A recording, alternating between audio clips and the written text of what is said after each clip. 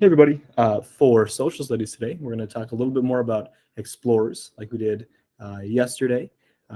Today we're going to go into the book, our textbook, but I don't want everybody to grab their textbooks. We're going to just do it on the computers. All right, I found a way to put the pages on your computer, and that way it's a little bit easier. All right, so the assignment is called Social Studies 1/4, January 4th. Okay? Before I kind of tell you what's going to be happening today, not a lot of times that I get to show you my cat. So here is my cat. This is Finn. He's a big boy. He's only got one eyeball. He's very nice, except when he bites me. All right. Okay, back to social studies. So what's going to happen today is just 2 pages, a pretty short reading. The reading here is going to be lesson 1, and so this is actually chapter 2. We're done with Native Americans for right now. We're going to talk a little bit about explorers, the age of exploration, people going and really meeting the Native Americans for the first time, Europeans. Okay, and so this page here, this is the first one, talks a little bit about why Europeans had to go and do this, why they were going to go and get on ships and go explore things. Here's a picture of some Vikings. Take a look at that. Talk a little bit about early explorers on the first and second page. And then here is what I want you to do on the bottom. It's number 1, okay, the reading check. You're going to be drawing conclusions, and you're going to examine the chart and fill in the conclusion based on the facts given. Okay, I know it's a little bit confusing. That's why I wanted to record this video to tell you a little bit about what these mean. Okay, so what's going to happen is you're going to get with a partner, and you're going to read those 2 pages, and you're going to answer the question here together. Number 1, conclusion.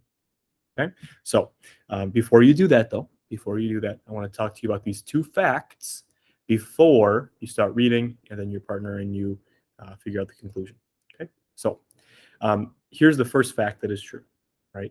Goods, things that were being made in Asia, were in demand in Europe. Okay, so here is a part of the globe here. Okay, this is the other side of the world where there's Europe, Asia, Africa, Australia. Okay, and Antarctica's down here.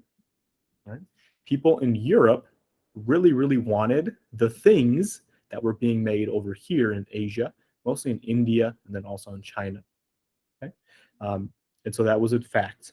People in Europe wanted the things that were being made over here. This is hundreds and hundreds and hundreds of years ago, actually sometimes thousands of years ago.